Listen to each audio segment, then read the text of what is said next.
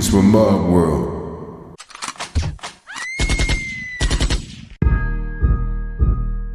So YouTube, we back getting another video, and today we got the Bell Witch haunting MrBallen. His newest video. Without further ado, let's jump right into it. One night, 4 young brothers were sleeping in their bedroom in their little house in Tennessee when they started to hear what sounded like a rat gnawing on one of their bedposts. So the 2 oldest brothers climbed out of their bed to go find this rat, but the second their feet touched the wooden floor, the gnawing sound stopped. The boys checked the room, they checked the bedposts, there was no sign of any rat, and so eventually the 2 oldest brothers just kind of shrugged it off and got back in bed. But when they closed their eyes again, the gnawing sound filled the room again, except this time it was louder and more frantic. Little did they know, these sounds were just the beginning of a multi-year-long nightmare that they and the rest of their family would have to endure. Their terrifying story is known as the Bell Witch haunting, and it is considered to be one of the most frightening documented hauntings of all time. And today, I'm going to share their story with you. But before we get into the Bell Witch haunting, Shout out to Mr. if you're a Ballen, fan man. of the strange, dark, and mysterious delivered in story format, then you've come to the right place because Yes, that's sir. all we do, and we upload once a week. So, if that's of interest to you, please ungold the like button's goldfish crackers. Also, please subscribe to our channel and turn on all notifications so you don't miss any of our weekly uploads. Okay, let's get into today's story.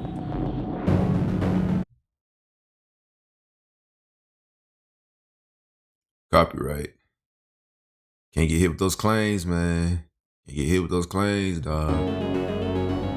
In 1804, a man named John Bell decided his farm in North Carolina was just too small for his growing family. So he, along with his wife Lucy and their 6 kids, packed all their belongings onto wagons and then traveled more than 600 miles west to this 1,000-acre patch along the Red River in northern Tennessee. The area they settled was known as Robertson County, and at the time, it was very rural and basically nobody lived there. And so the Bell family, when they arrived in Robertson County, fully expected to have to work with the few families that were there to build up the settlement. Basically, they wanted to build a town from scratch. But this was the kind of work that John Bell was born for. He was raised on a farm where he had a reputation for working extremely hard and never giving up.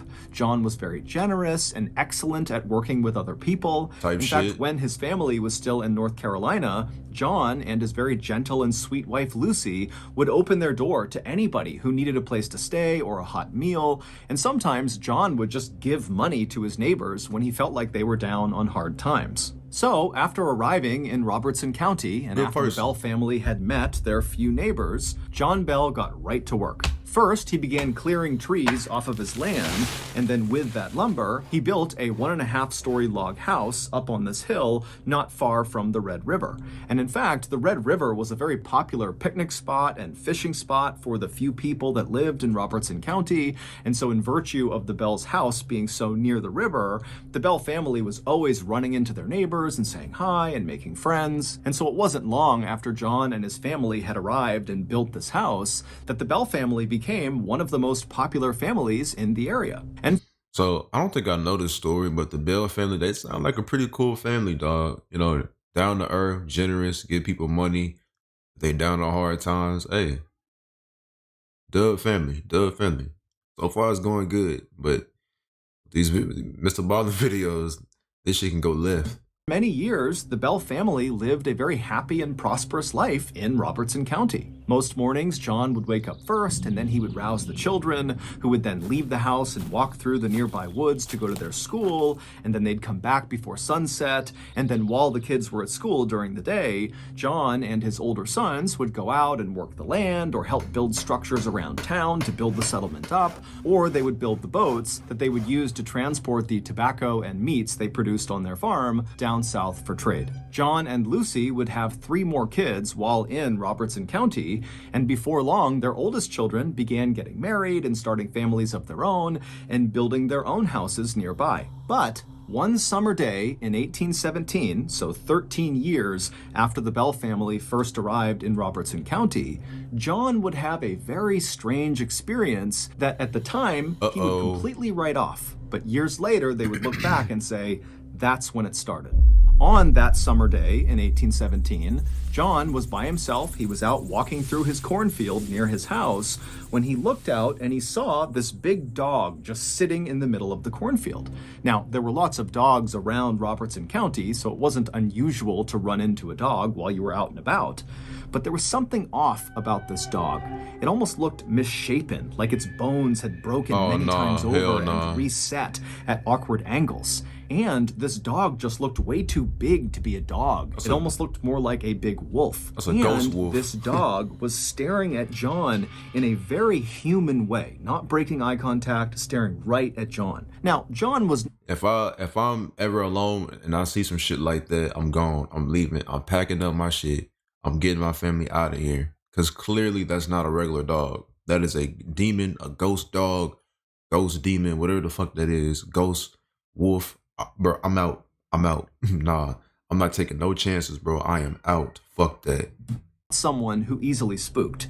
But standing in this cornfield, staring at this dog who was staring right back at him, John couldn't help but feel totally unsettled and a little bit panicked. And so John, who had his rifle with him, raised it and fired in the direction of this dog. Real nigga. And when he did, the dog took off running. And so John, he watched as this dog galloped away from him and disappeared into the tree line of the forest far away.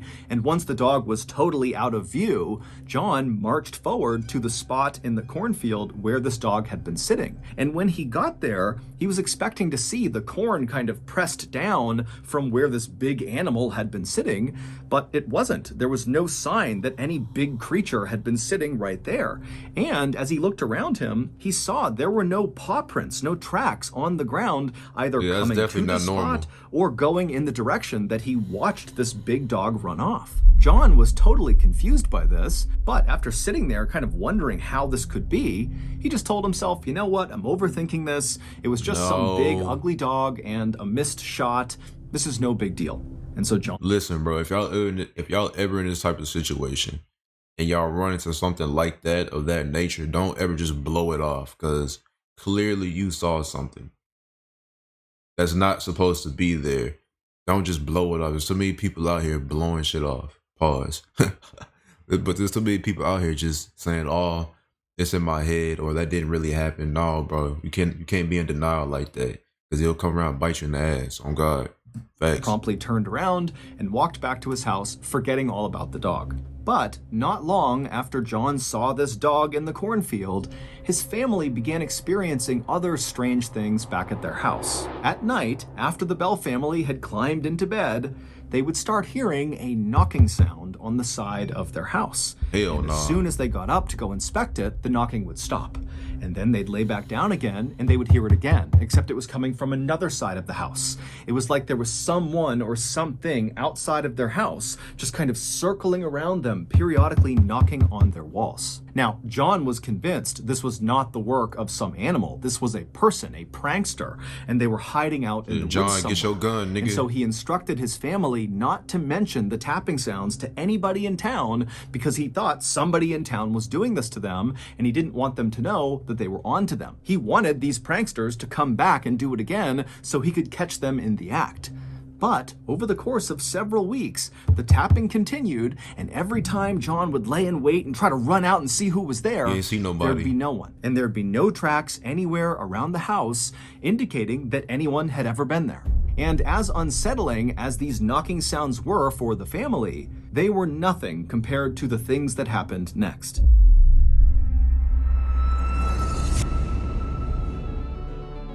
My pet frog, Seagull Lung, is a huge fan of the strange, dark, and mysterious delivered in story format, and so for his birthday, which was last week, he asked me if I would take him on a special camping trip where all we did was sat around the fire and I just told crazy stories. And so of course I said, sure, Lung, I can do that for ya. And then, on his big day, Lungy came bounding down the stairs, all excited for his big camping trip. And I stopped him and I said, hold on a minute, Lung. Forget the camping trip.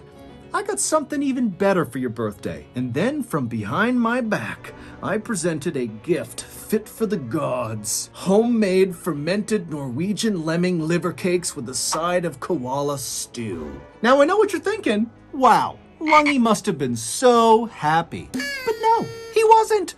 Turns out my gift was gross and way worse than a strange, dark, and mysterious themed camping trip. But there was a silver lining to this minor birthday snafu. After Lungy refused to eat my beautiful gift, I went online to try to figure out what Lungy would eat. And so I typed into Google, who has the best food in the world? And 2 words popped up that changed my life. Hello Fresh. With HelloFresh, America's #1 meal kit, you can skip the grocery store and take control of your time and budget with delicious food delivered right to your door. With over 35 weekly recipes, they have the options you're looking for to help you achieve your New Year goals. Choose Calorie Smart or Carb Smart recipes, or even customize select meals by swapping proteins or sides, or upgrading your proteins, or adding a protein to a veggie dish. And with HelloFresh, you always get top quality. Their ingredients come from the farm to you in 7 days, so you literally are eating fresh. HelloFresh. So, if you're like me and you keep gifting your loved ones terrible exotic food dishes for their birthday, then you need to sign up for HelloFresh today. To do that, go to HelloFresh.com and use code MrBallen21 for 21 free meals and free shipping. Again, go to HelloFresh.com and use code MrBallen21 for 21 free meals and free shipping. Okay, back to the story.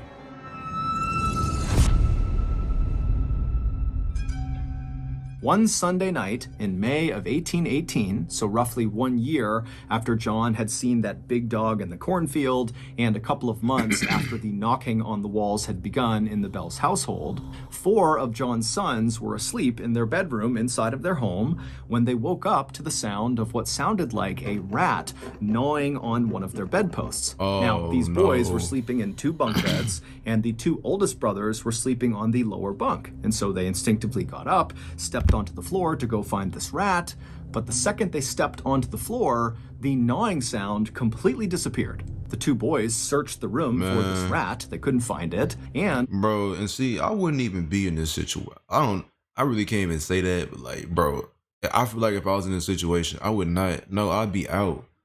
Like the first time I seen some supernatural shit, I'm out, bro. I'm not finna stay in this house. I'm not finna stay in this state. I'm finna move to a whole different state, bro.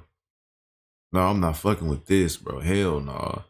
People knocking on my door and I'm trying to see who it is and ain't nobody there. No footprints, no nothing. I'm out. they checked all of the bedposts. There was no sign that any of them had been gnawed on. So the 2 older brothers finally just kind of shrugged it off and climbed back in bed.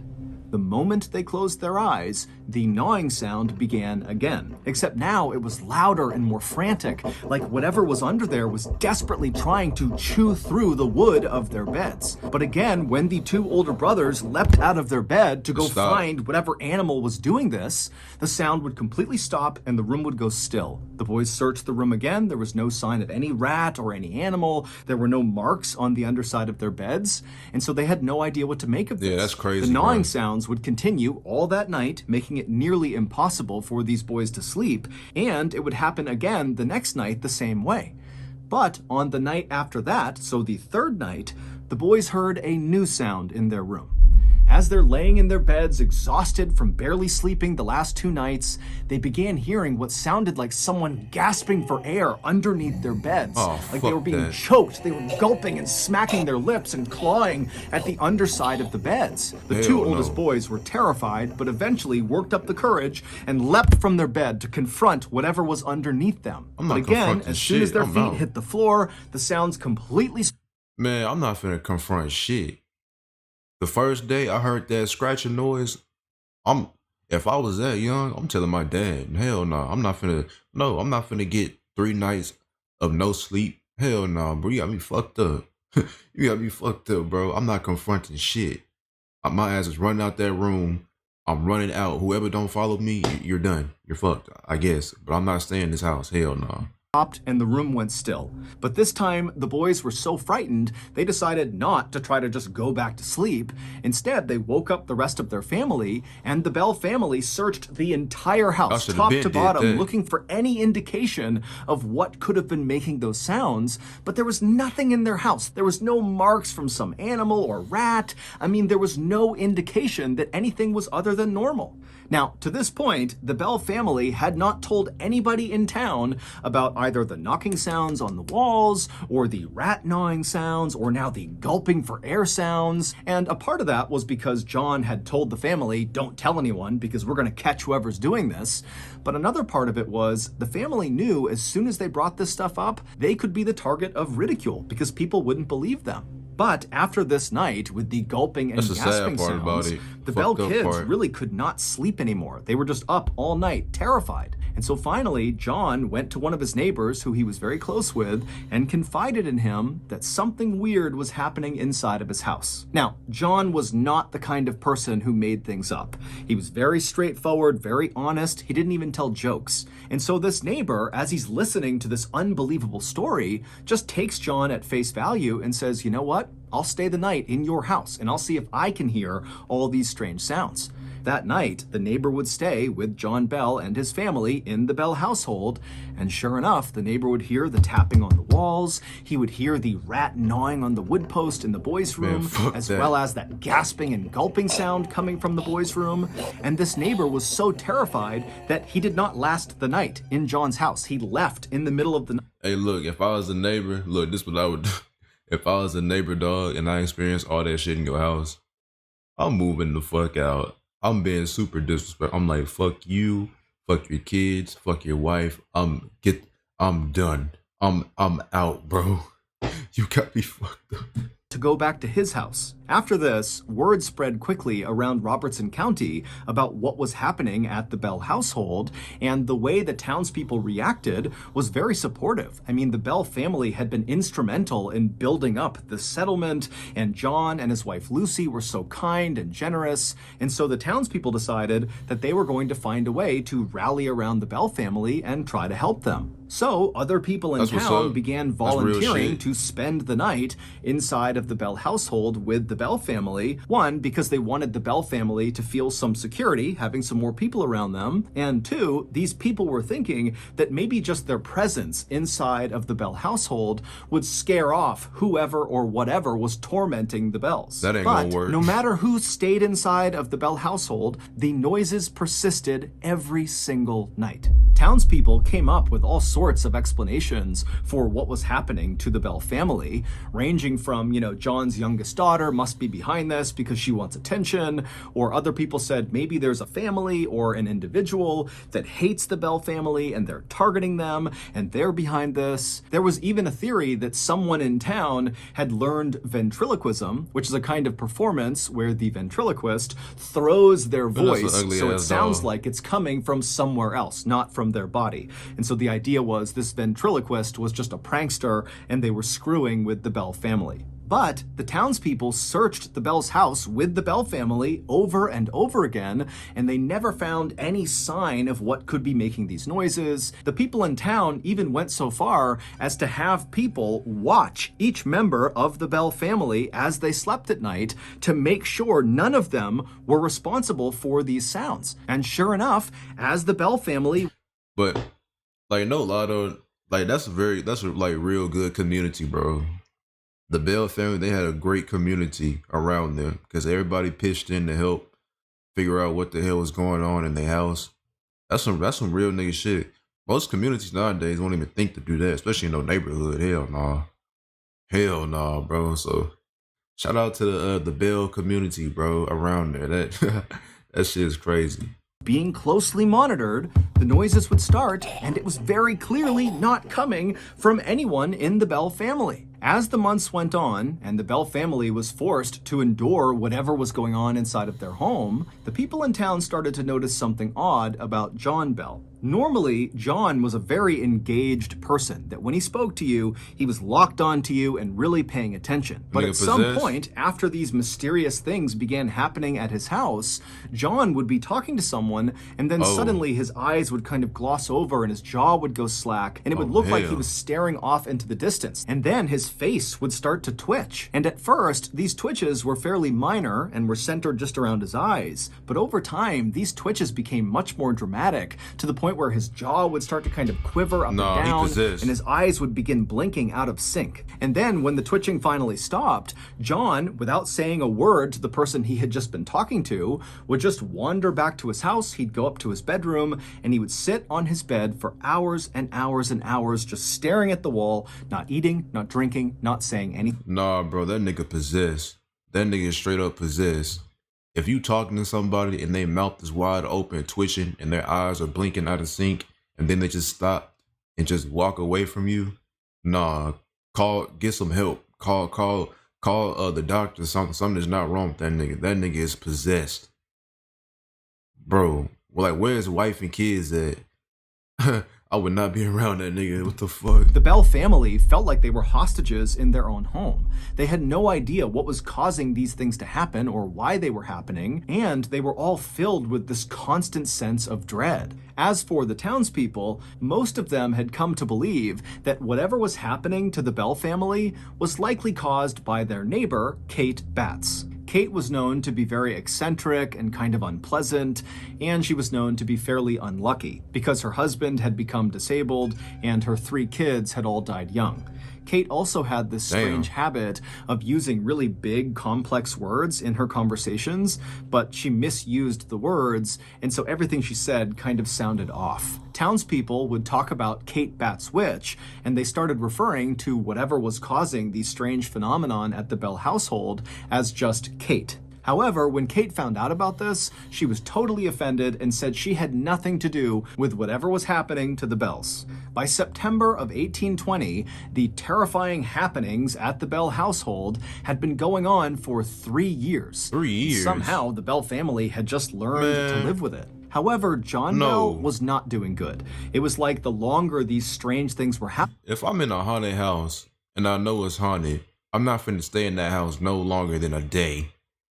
If I move into a house and it's haunted, I'm moving out the next day. The first day I moved in will be the last day I stay in that house, bro. If I find out that shit's haunted, I'm not finna just deal with it for the next 3, 4, 50 years, bro. Hell no, y'all niggas crazy. I don't understand people who just deal with, like, just, bro, I guess it's a financial problem, I guess, but like, not me, bro. I would not stay in that bitch at all. I'm gone. The more and more John seemed to become a shell of his former self. His sudden dazes and twitching fits began to happen more and more frequently, and the time he would spend afterwards sitting in his bedroom staring at the wall in silence would go on longer and longer and longer. In private, John would tell his wife, Lucy, that he believed someone or something was torturing him to death. And then one day, as John was getting sicker and sicker, one of his daughters, Esther, left the house to go gather up some eggs in the hen house, which was across the lane from where the Bell house was. And so she left the house, she crossed over the road, she began walking up towards this hen house, and as she was walking, she heard what sounded like someone moving behind her. And so she turned around, and she saw there was this woman dressed all in black with her head down, walking slowly down the road she had just walked on towards her house. So she's basically walking exactly where Esther had just come from, but Esther had not seen her until just now. So she wasn't really sure how this woman had arrived on the road, but Esther wasn't worried. She looked at this woman, she didn't recognize her, but just assumed she was somebody from town, and that was it. And so Esther turned away from this woman and walked the rest of the way up to the hen house. She went inside, she got the eggs in her basket, and then when she came back outside again and she was back on that road, now facing in the direction of her house, she saw this woman in black with her head down was still trudging along slowly, now much closer to the Bell household. And so Esther, she began walking down the road, looking at this woman, trying to figure out who she was. And as she got closer and closer, she realized she recognized her as somebody from the village. This was a neighbor of hers. And so Esther yelled out a friendly hello. But this woman in black with her head down didn't turn around. She didn't react. No, she she's just a kept menace. on slowly walking down the lane She's a menace. towards the Bell house. And so Esther began walking a little bit faster, getting closer and closer to this this woman, and she yelled out a few more times, "Hey, hello, how are you?" But each time, this woman in black just appeared not to hear Esther. And Esther, she's looking around, and there's no... Man, look, if there's anybody who's on my property and I'm like telling them, hey, who are you? And you not telling me who you is, bro, you getting your ass beat or killed, nigga. You can't be stepping on, especially not in Texas. Hell no, you can't be stepping on niggas' property, not like explaining yourself. You can get your ass shot like that. out. It's just her and this woman who's now about 15 feet away from her. And so Esther starts to feel really uncomfortable about this woman. And so Esther just stops on the road and stares at the back of this woman. And the second Esther stopped, this woman who was trudging along also suddenly stopped. And then she reached up with her hands, her back is still to Esther, and she took her bonnet off of her head. A bonnet is a type of hat. And then she dropped the bonnet on the ground, and right away this woman's black matted hair kind of tumbled down over her back. And then this woman, without moving, began reaching up and stroking her hair, running her fingers through her hair as if she was trying to comb it out. And so Esther is watching this, kind of wondering what's going on here. And so Esther began walking slowly closer and closer to this woman to make sure she was okay. But with each step that Esther took towards this woman began running her hands faster and faster through her hair until it almost looked impossible. She was moving so fast. And then Esther realized with horror that she wasn't just combing her hair. This woman was grabbing clumps of her hair and pulling them out of her head. Oh, yeah. In fact, Esther could literally hear the hair being ripped from this woman's scalp.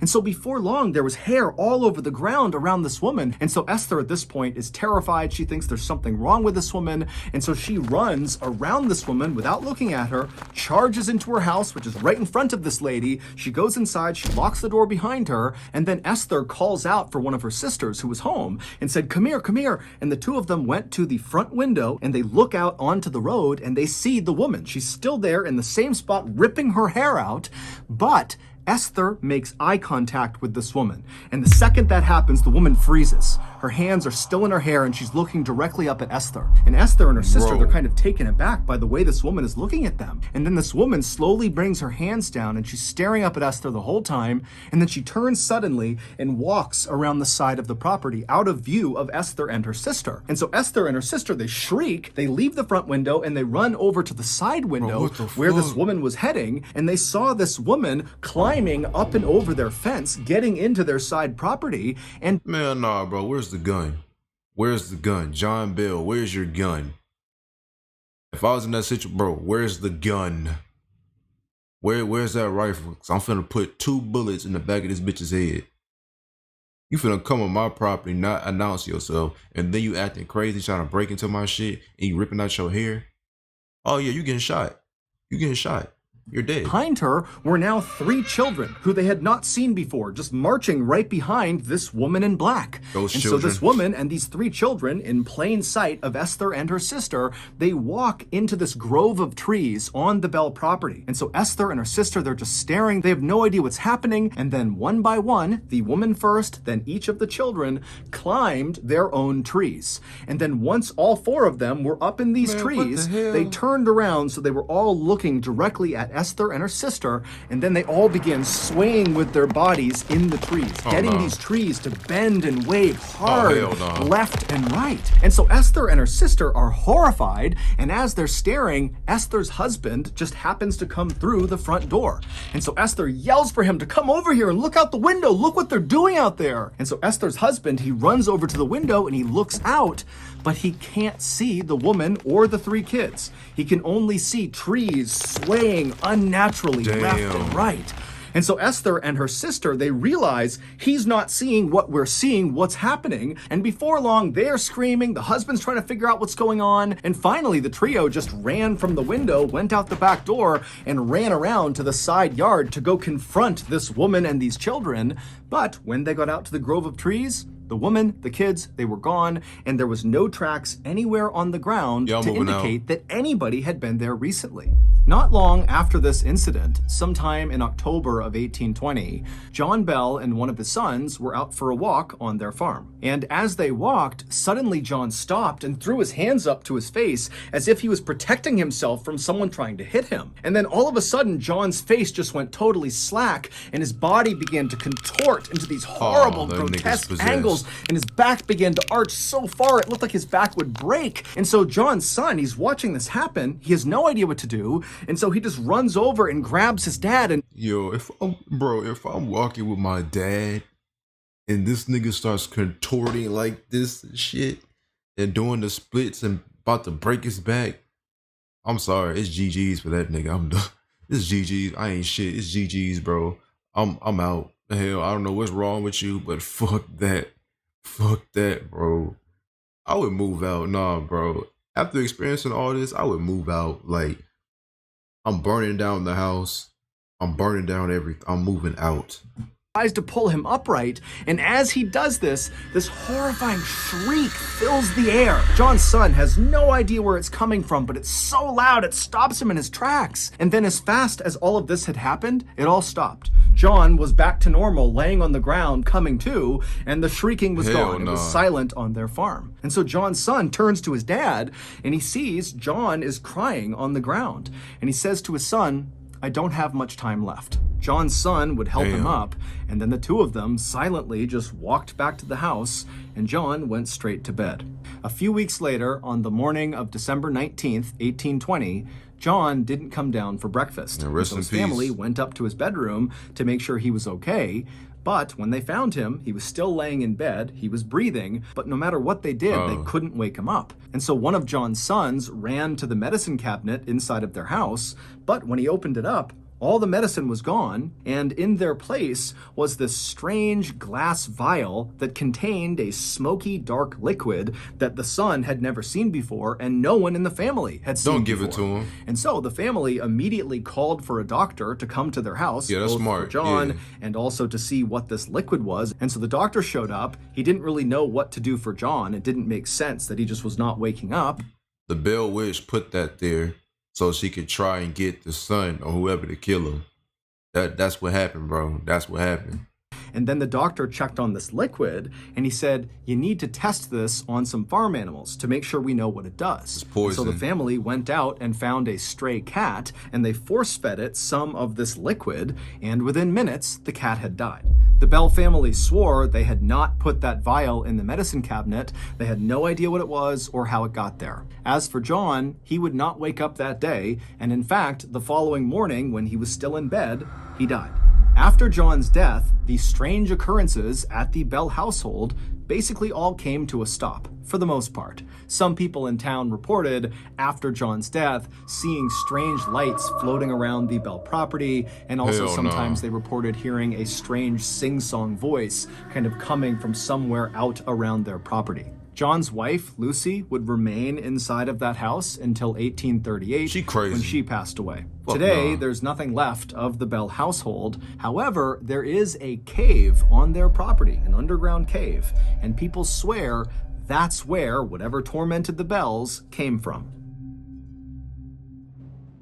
Man. So that's gonna do it. If you got something out of today, bro, yeah, that story is crazy, dog.